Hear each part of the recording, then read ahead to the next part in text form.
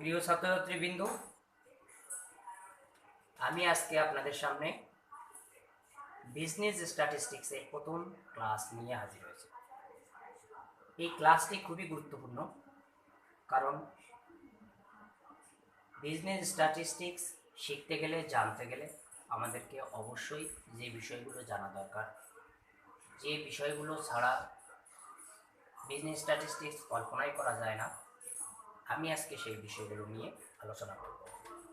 আপনাদের সামনে আজকে কোনো অঙ্কই আমি করাবো না, কিছু বিষয় নিয়ে আলোচনা করবো, যে জিনিসগুলো জানাটা খুব দরকার। পরবর্তী ক্লাসগুলোর অঙ্ক যখন আমি করাবো, তখন আপনাদের এই বিষয়গুলো জানাটা খুব গুরুত্বপূর্ণ হয়ে দাঁড়াবে।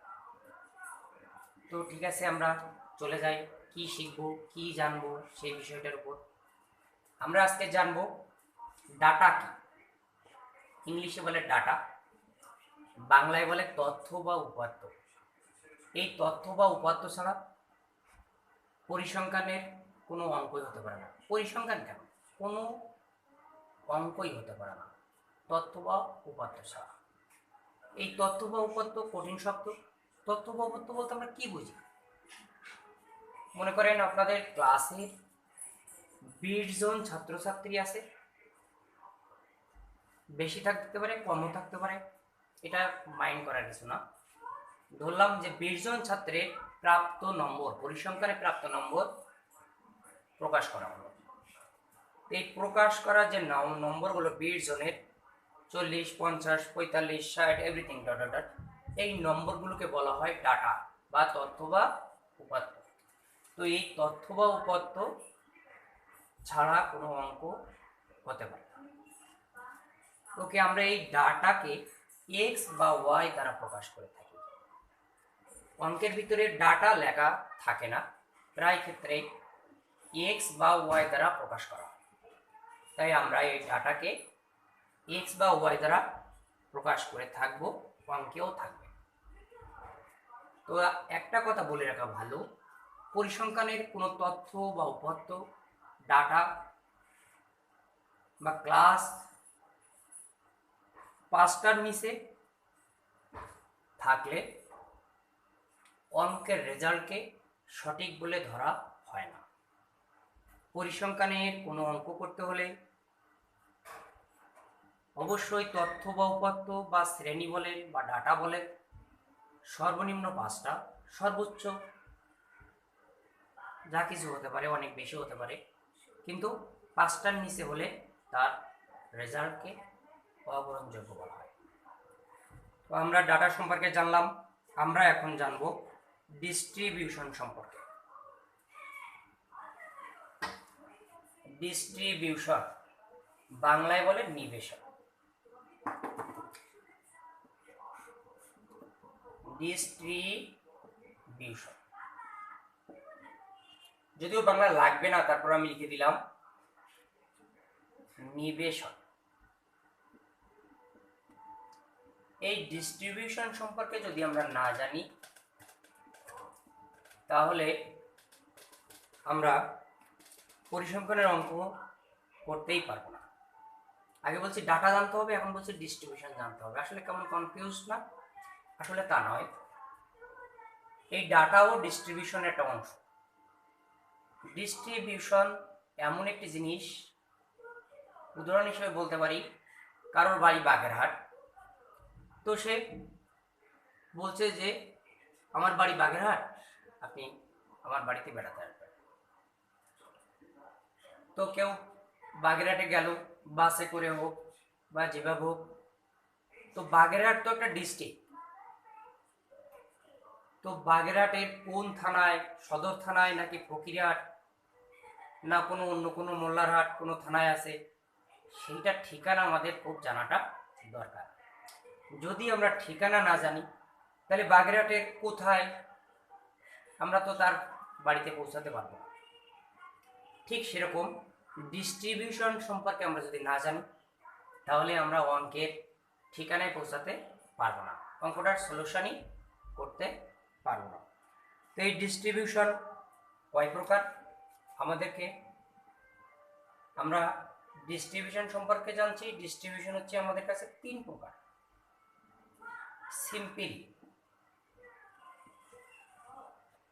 সিম্পল ডিস্ট্রিবিউশন,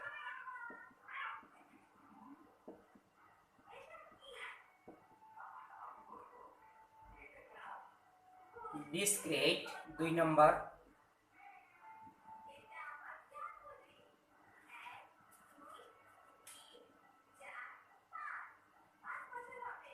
ডিসক্রিট ডিস্ট্রিবিউশন 3 নম্বর, কন্টিনিউয়াস ডিস্ট্রিবিউশন।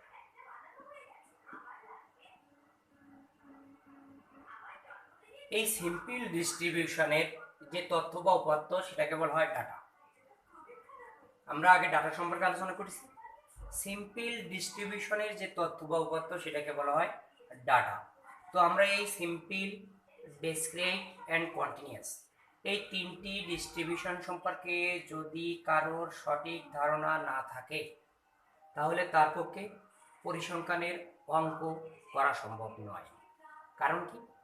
কারণ হচ্ছে এক একটা ডিস্ট্রিবিউশনের সূত্র এক এক। তো অঙ্কটা কোন ডিস্ট্রিবিউশনে আছে আপনি নির্ণয় করতে পারলেন না, অর্থাৎ সেই বাগেরহাটের মতো ফকিরহাট যাবেন, নাকি মোল্লারহাটে যাবেন, নাকি রামপাল যাবেন, নাকি বাগেরহাট সদর থানায় যাবেন, আপনি যদি ঠিকানাই না জানেন তাহলে আপনি সারাদিন ঘুরলেও নির্দিষ্ট লোকে পৌঁছাতে পারবেন না। ঠিক তেমনই অঙ্কটা এই তিনটি ডিস্ট্রিবিউশনের কোন ডিস্ট্রিবিউশনে আছে আপনি যদি আইডেন্টিফাই করতে না পারেন তাহলে আপনার পক্ষে অঙ্ক করা সম্ভব নয়। কারণ এক একটা ডিস্ট্রিবিউশনের সূত্র এক এক রকম। তাই আমাদের এই তিনটি ডিস্ট্রিবিউশন সম্পর্কে অবশ্যই সঠিক ধারণা থাকতে হবে। তো আমি সহজভাবে এই তিনটি ডিস্ট্রিবিউশন চেনার উপায়, অঙ্ক দেখে কিভাবে চিনবেন সেটা নিয়ে আমি এখন আলোচনা করব। তো আমরা ফার্স্ট আলোচনা করব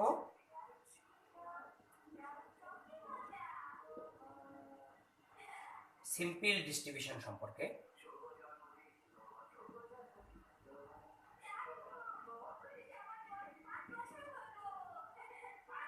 এই সিম্পল ডিস্ট্রিবিউশনের বাংলায় বলে সরল নিবেশন। কোনো অঙ্কের মধ্যে যদি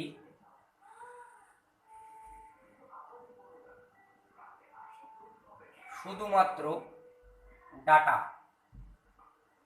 মানে কি? তথ্য বা উপাত্ত,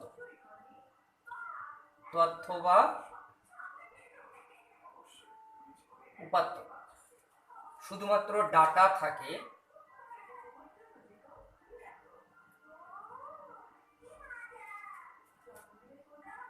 তাকে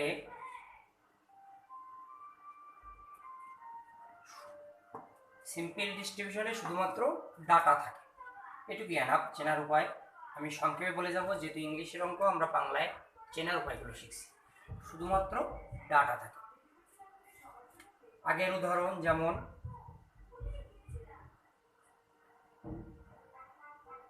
পরিসংখ্যানে প্রাপ্ত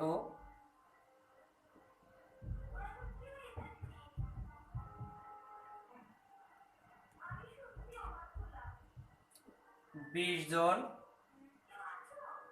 আচ্ছা ঠিক আছে 20-এর জায়গায় আমি করে দিলাম 10 জন।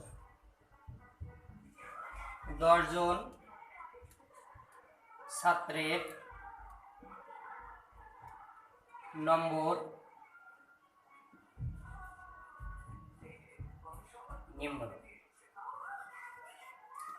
45, 50, 55, 56, 60, 68, 75, 72, 45, 42। তো আশা করি ছাত্রছাত্রীবৃন্দ আপনারা বুঝতে পারছেন যে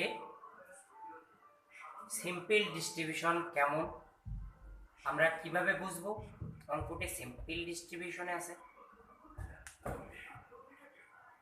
যে অঙ্কে শুধুমাত্র এরকম ধরনের তথ্য বা উপাত্ত থাকবে, আর কোনো কিছুই থাকবে না, 10 জন, 20 জন, 50 জন, 100 জন হতে পারে, এরকম কোনো একটা তথ্য থাকবে এটা আমি বলেছি পরিসংখ্যানে প্রাপ্ত নম্বর হতে পারে 20 জন শ্রমিকের মজুরি, এভরিথিং হতে পারে, সেটাকে সিম্পল ডিস্ট্রিবিউশন হিসেবে আমরা চিনব।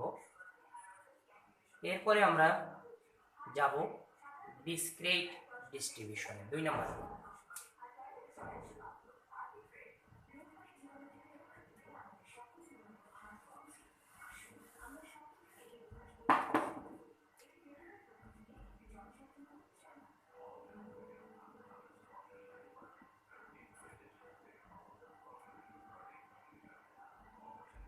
এই ডিসক্রিট ডিস্ট্রিবিউশনকে বলে বিচ্ছিন্ন নিবেশক। ডিসক্রিট ডিস্ট্রিবিউশন আমাদেরকে জানতে হবে, অনেক অঙ্কই আছে সিম্পল ডিস্ট্রিবিউশন এবং ডিসক্রিট ডিস্ট্রিবিউশনের সূত্র এক, এমনকি কন্টিনিউয়াসের অনেক ক্ষেত্রে একরকম আছে, আবার অনেক অঙ্কের ক্ষেত্রে প্রত্যেকটা আলাদা আলাদা হতে পারে। তো ডিসক্রিট ডিস্ট্রিবিউশন কাকে বলে সেটা আমরা জানবো। ডাটা, আমি কিন্তু আগেও বলেছি সংক্ষেপে লিখবো চেনার উপায়, ডাটা এবং ফ্রিকোয়েন্সি।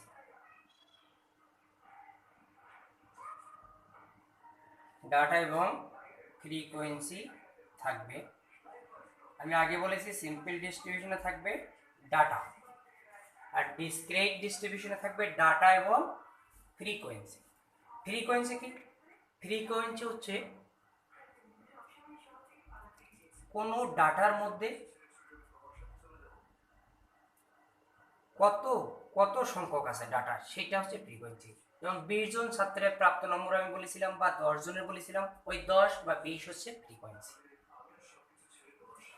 এই ফ্রিকোয়েন্সি আলাদা আলাদা করে ভাগ করে দেখানো যেতে পারে, আবার টোটাল ফ্রিকোয়েন্সিকে আমরা এন, বড় হাতের এন দ্বারা প্রকাশ করে থাকি। তো এর উদাহরণটা আমি আগে দেখাই। যেমন আমি আগেই বলেছি ডাটাকে আমরা এক্স বা ওয়াই দ্বারা প্রকাশ করি, আর ফ্রিকোয়েন্সিকে আমরা এফ দ্বারা প্রকাশ করব। ডাটা 10, 20, 30, 40, 50। ফ্রিকোয়েন্সিকে আমরা বড় হাতের বা ছোট হাতের এফ দ্বারা প্রকাশ করে থাকি। 1, 2, 2, 1, 3, এটা আমি নিজের মতন লিখে দিলাম।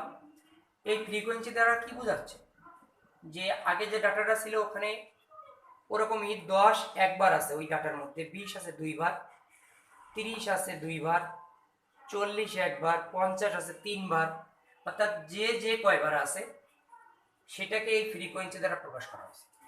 ডাটার মধ্যে 10, 10 আছে একবার, তাই 1, 20 আছে 2 বার, তাই 2, 30 আছে 2 বার, তাই 2, 40 আছে একবার, 50 আছে 3 বার। তাহলে আগের অঙ্কের সাথে এই অঙ্কের বেশ ডিফারেন্স আছে, এখানে ডাটা থাকে আর ফ্রিকোয়েন্সি থাকে। আর সিম্পল ডিস্ট্রিবিউশন আমি বলেছি শুধু ডাটা থাকে, ফ্রিকোয়েন্সিটা অনেক সময় লেখা থাকে অথবা আমাদেরকে গুণে বের করতে হয়। ওকে ছাত্রছাত্রীবৃন্দু, আপনারা অবশ্যই বুঝতে পারছেন সিম্পল ডিস্ট্রিবিউশন কি আর ডিসক্রিট ডিস্ট্রিবিউশন কি, কিভাবে চিনব। ওকে ফাইন, আমরা এখন যাব 3 number distribution, continuous distribution. Continuous distribution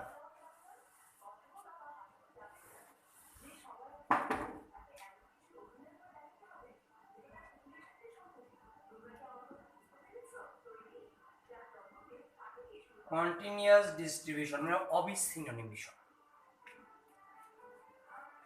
এই নিবেশনে ক্লাস থাকবে আর ফ্রিকোয়েন্সি থাকবে। কি থাকবে? ক্লাস বা শ্রেণী, ক্লাস বাংলায় বলি আমরা শ্রেণী,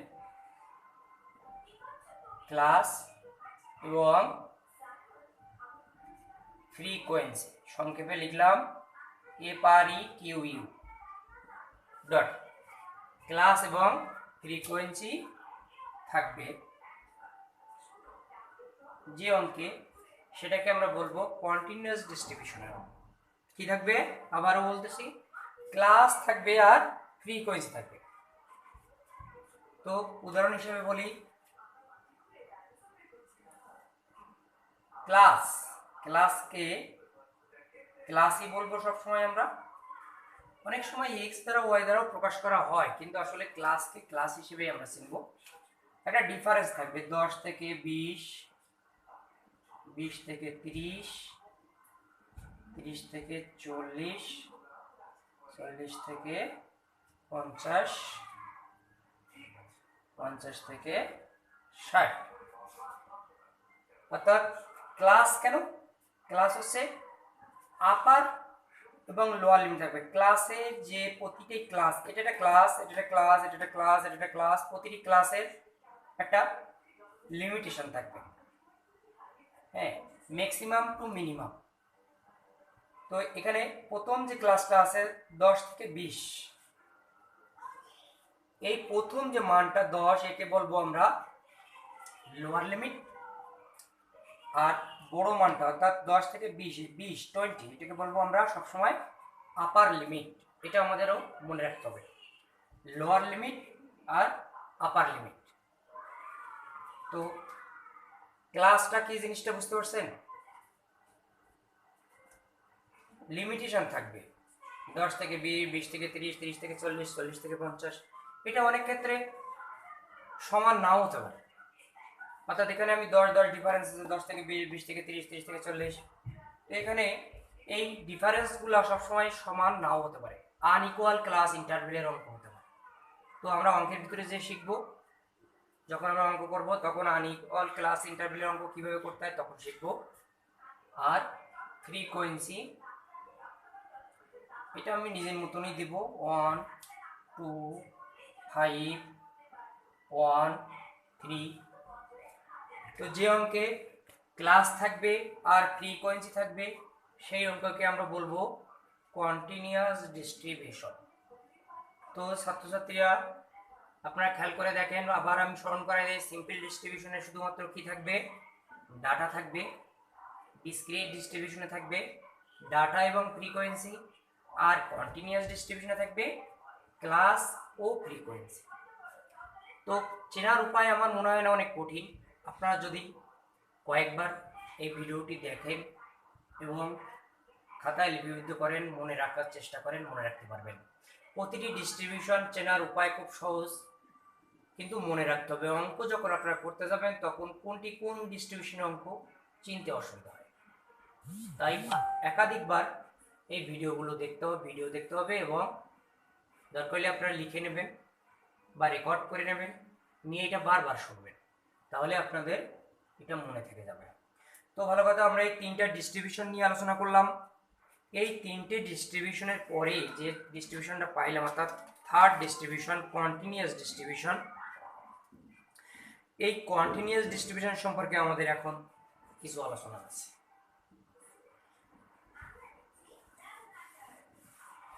যদি কোনো অঙ্ক কন্টিনিউয়াস ডিস্ট্রিবিউশনের হয়েই পড়ে, তাহলে আমাদেরকে কি করতে হবে? এই কন্টিনিউয়াস ডিস্ট্রিবিউশন আবার 2টা পদ্ধতিতে হয়ে থাকে।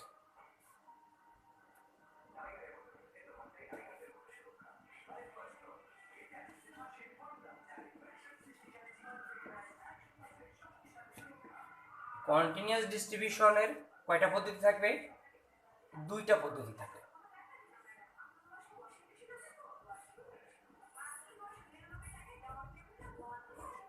দুটি পদ্ধতিতে হয়ে থাকে।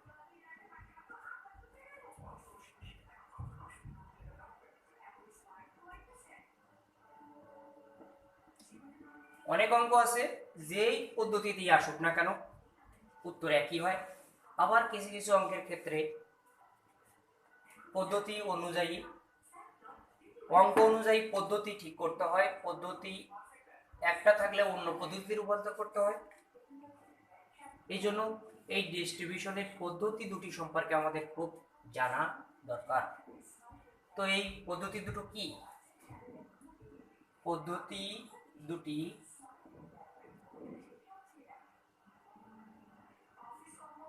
পদ্ধতি বা আমরা ইংলিশে বলি মেথড। এক নম্বর হচ্ছে এক্সক্লুসিভ মেথড,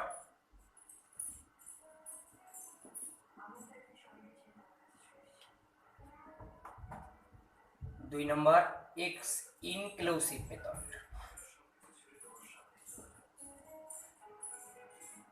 ইনক্লুসিভ মেথড। তো কন্টিনিউয়াস ডিস্ট্রিবিউশনের অঙ্ক যখন আপনারা করবেন বা আমি করাবো, আপনার বইতে দেখবেন, তখনই মনে করবেন কন্টিনিউয়াসের অঙ্ক চিনতে পারছেন, তখনই আপনাকে আইডেন্টিফাই করতে হবে এটা এক্সক্লুসিভ মেথডে আছে নাকি ইনক্লুসিভ মেথডে আছে। অনেক অঙ্ক আছে এমন যেগুলো ইনক্লুসিভ মেথডে যদি থেকে থাকে তাহলে অঙ্কটাকে অবশ্যই এক্সক্লুসিভে ডাইভার্ট করতে হবে, রূপান্তর করতে হবে। যদি এক্সক্লুসিভে ডাইভার্ট না করে আমরা করি, অনেক সময় করা থাকে, অনেকেই করায়, তবে সেই অঙ্কটার সঠিক মান হিসেবে ধরা হয় না অ্যান্সারকে।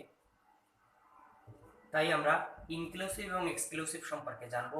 এছাড়াও ক্লাস ইন্টারভেল বের করতে গেলে, ক্লাস ইন্টারভেল একটা নতুন শব্দ আসলো, বাংলায় বলে শ্রেণী ব্যবধান, অর্থাৎ কন্টিনিউয়াস ডিস্ট্রিবিউশনে আমাদের তো ক্লাস থাকে, আমরা সবাই জানি। তো এই শ্রেণী ব্যবধান লাগে অনেক অঙ্কের ক্ষেত্রে, অর্থাৎ 10 থেকে 20, 20 থেকে 30, এই ডিফারেন্সটা কত কিভাবে বের করবো। এক্সক্লুসিভের ক্ষেত্রে একরকম, ইনক্লুসিভের ক্ষেত্রে একরকম। তো এক্সক্লুসিভ মেথড কাকে বলে আমরা আগে জানি। এক্সক্লুসিভ মেথড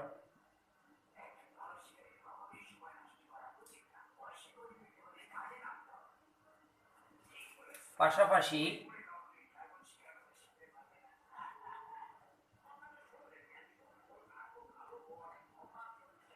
দুটি ক্লাস এর একটির আপার লিমিট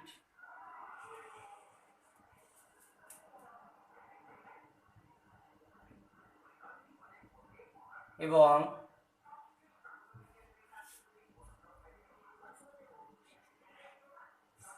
অপারটির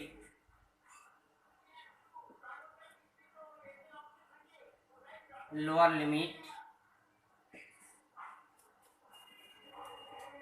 মিল থাকে।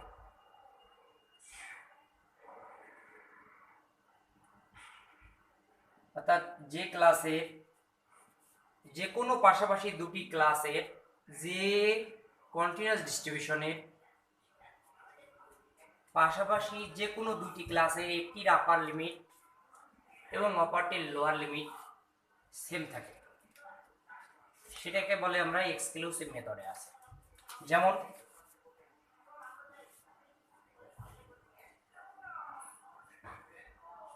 দশ থেকে 20, 20 থেকে 30, 30 থেকে 40, অর্থাৎ একটার আপারের সাথে অন্যটার লোয়ার সেম মিল আছে, এটাকে বলে এক্সক্লুসিভ মেথড। আমার মনে হয় আপনারা সবাই ভালোভাবে বুঝতে পারছেন এক্সক্লুসিভ মেথড কি। অর্থাৎ পাশাপাশি দুটি ক্লাসে একটির আপার অন্যটির লোয়ার যদি মিল থাকে তাহলে আমরা বলবো যে অঙ্কটি আছে এক্সক্লুসিভ মেথড। তাহলে ইনক্লুসিভ মেথড আমি এখানে যা লেখা আছে একটু এডিট করব, ইনক্লুসিভ। ইনক্লুসিভ মেথড পাশাপাশি দুটি ক্লাসের একটির আপার এবং অপরটির লোয়ার লিমিট মিল থাকবে না।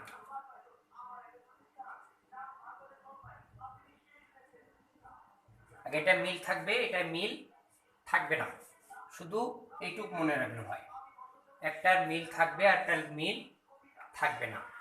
তো আগে আমি মুখে বলেছিলাম আপার লিমিট আর লোয়ার লিমিট, এটা হচ্ছে আপার লিমিট আর এটাকে বলে lower limit.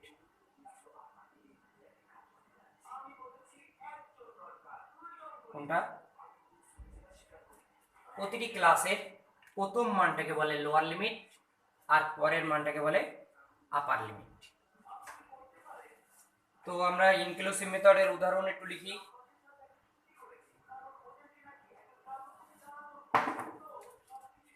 10 to 19, 20 to 29, 30 to 39। আপনারা দেখেন পাশাপাশি দুটো, একটার আপারের সঙ্গে অন্যটার লোয়ারের কোনো মিল নাই, মিল থাকবে না।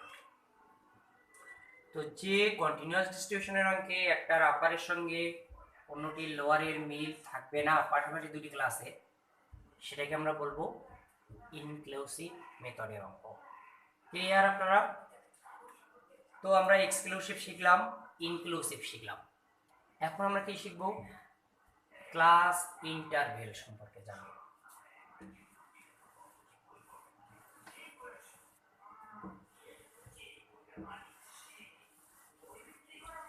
ক্লাস ইন্টারভেল অর্থাৎ শ্রেণী ব্যবধান।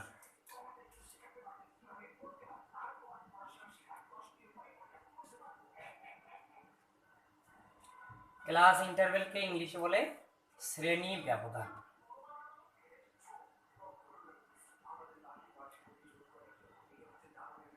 এই ক্লাস ইন্টারভেল কেন আমাদের লাগবে?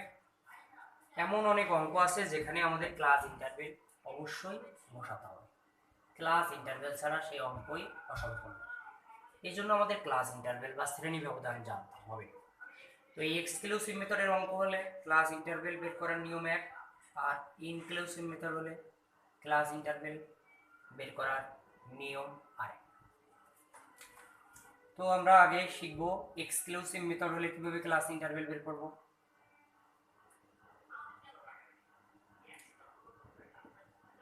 এক্সক্লুসিভ মেথড হলে প্রতিটি ক্লাসের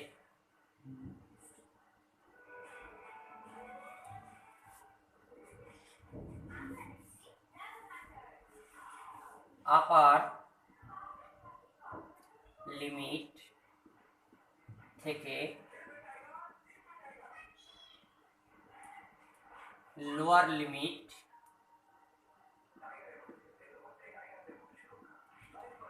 বিয়োগ করতে হবে। কি করতে হবে? বিয়োগ করতে হবে। এক্সক্লুসিভ মেথড হলে প্রতিটি ক্লাসের আপার লিমিট থেকে লোয়ার লিমিট বিয়োগ করে যে মানটা পাবো সেটাকে আমরা বলবো ক্লাস ইন্টারভেল। তো যেমন 10 থেকে 20, 20 থেকে 30, 20 থেকে 40। তো ক্লাস ইন্টারভেলটা কিভাবে হবে? ক্লাস ইন্টারভেল, ক্লাস ইন্টারভেলকে আমরা কি দ্বারা প্রকাশ করব? সি দ্বারা প্রকাশ করব। তো ইকুয়াল ক্লাস ইন্টারভেল নাকি আনইকুয়াল ক্লাস ইন্টারভেলের অঙ্ক সেটা আগে কিন্তু আইডেন্টিফাই করতে হবে। সব ক্লাসের ডিফারেন্স যদি সেম থাকে তাহলে সেটাকে বলা হবে ইকুয়াল ক্লাস ইন্টারভেল, আর যদি ডিফারেন্সটা ভিন্ন থাকে, একই না থাকে, সেটাকে বলা হবে আনইকুয়াল ক্লাস ইন্টারভেল। তো আমি শেখাচ্ছি ইকুয়াল ক্লাস ইন্টারভেলের অঙ্কের ক্ষেত্রে আমরা কিভাবে ক্লাস ইন্টারভেল বের করব। আমরা সংক্ষেপে লিখব C equal to upper minus lower, upper minus lower প্রতিটি ক্লাসের। আমি এখানে বলে গেছি এক্সক্লুসিভ মেথড হলে প্রতিটি ক্লাসের আপার লিমিট থেকে লোয়ার লিমিট বিয়োগ করতে হবে, অর্থাৎ আপার মাইনাস লোয়ার। এই অঙ্কের ক্ষেত্রে আমি যে উদাহরণ দিচ্ছি সেখানে কি হবে? 20 মাইনাস 10, 10। এই 10 হচ্ছে ক্লাস ইন্টারভেল, শ্রেণী ব্যবধান এক্সক্লুসিভ মেথডের ক্ষেত্রে। আমরা এখন করব ইনক্লুসিভ মেথড এর হলে আমরা কিভাবে ক্লাস ইন্টারভেল বের করব সেটা শিখব। তো আমি একটু এডিট করে লিখলাম ইনক্লুসিভ মেথডের হলে প্রতিটি ক্লাসের হবে না,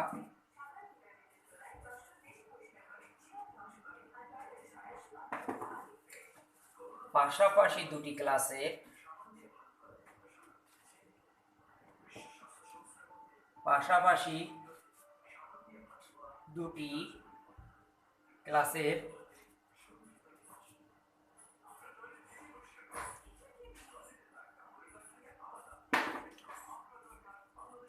আপার থেকে আপার অথবা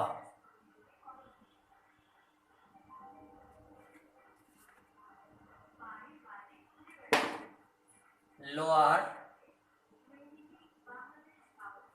থেকে লোয়ার বিয়োগ করতে হবে। অর্থাৎ একটি ক্লাসের না, পাশাপাশি দুটি ক্লাসের, পাশাপাশি দুটি ক্লাসের আপার থেকে আপার অথবা লোয়ার থেকে লোয়ার বিয়োগ করে আমরা ক্লাস ইন্টারভেল পাবো। তো উদাহরণটা কেমন হবে?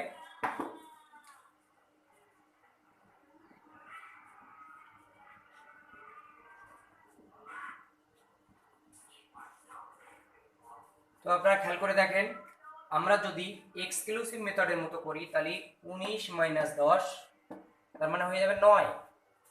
কিন্তু এখানে হবে এই ক্লাস আর এই ক্লাস অথবা এই ক্লাস এই ক্লাস, এই দুটি ক্লাসের আপার আপার বিয়োগ অথবা লোয়ার লোয়ার বিয়োগ। যদি আমি আপার আপার করি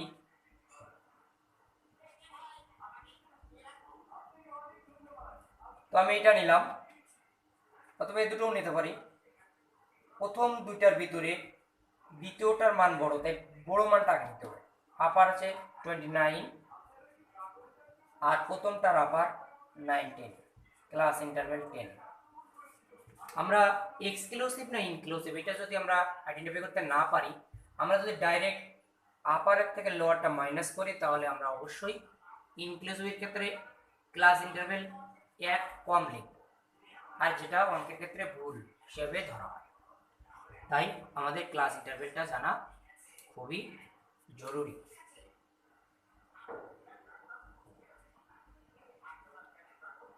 প্রিয় ছাত্রছাত্রীরা, আপনারা অবশ্যই বুঝতে পারতেছেন কত গুরুত্বপূর্ণ। যদি এক্সক্লুসিভ হইতো তাহলে 19 মাইনাস 10 অর্থাৎ 9 হইতো। এক্সক্লুসিভ মেথডে আমরা যদি ক্লাস ইন্টারভেল বের করতাম, আর ইনক্লুসিভের ক্ষেত্রে বের করে আমাদের হলো 10, তারপরে 1 কম মানে অনেক কিছু ম্যাথমেটিক্সের ক্ষেত্রে পুরোটাই ভুল। তাই এক্সক্লুসিভ না ইনক্লুসিভ মেথডে আছে আমাদের জানাটা খুবই দরকার। তো যেহেতু আমরা ক্লাস ইন্টারভেল নিয়ে আসছি, আমরা আলোচনার শেষ পর্যায়ে চলে আসছি প্রায়। আজকের আলোচনার আমরা ক্লাস ইন্টারভেলের একটা সূত্র শিখব, অর্থাৎ আমরা সিম্পল ডিস্ট্রিবিউশনের কোনো অঙ্ককে কিভাবে আমরা কন্টিনিউয়াসে পরিণত করব।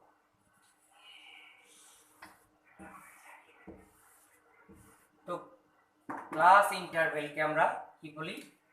সি দ্বারা প্রকাশ করি। এই ক্লাস ইন্টারভেলের সূত্র আমরা সিম্পল ডিস্ট্রিবিউশনের অঙ্ককে কিভাবে কন্টিনিউয়াসে রূপদান করব, তার জন্য আমাদের ক্লাস ইন্টারভেল জানাটা দরকার। আর ক্লাস ইন্টারভেলের সূত্র হচ্ছে